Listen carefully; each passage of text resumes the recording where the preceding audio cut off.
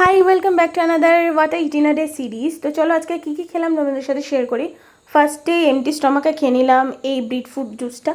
তারপরে আমি অর্ডার করেছিলাম এই সিড মিক্সটা, ব্লুবেরি ইয়োগার্টটা আর ওটসটা, যেটা রেসিপিটা আমি একটা ইউটিউব থেকে দেখে নিয়েছিলাম। তো কেমন লাগে খেতে সেই জন্য ভেবেছিলাম মানে ট্রাই করব। তো ট্রাই করলাম, বেশ ভালো খেতে। তোমরা ডেফিনেটলি ট্রাই করতে পারো যারা একদম এখন ওয়েট লস জার্নিতে আছো।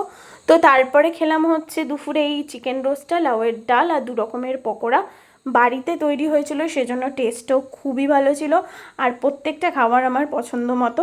তো দুপুরবেলা লাঞ্চটা কমপ্লিট করার পর এত ভালোভাবে, তারপরে বিকেলবেলা আমি ট্রাই করেছিলাম এই পপকর্নটা, আর খুব ভালো ছিল। চিজ পপকর্ন, এটা খেতে খুবই ভালো ছিল, যেটা আমি অনলাইন থেকে ব্লিঙ্কিটের থেকে অর্ডার করেছিলাম।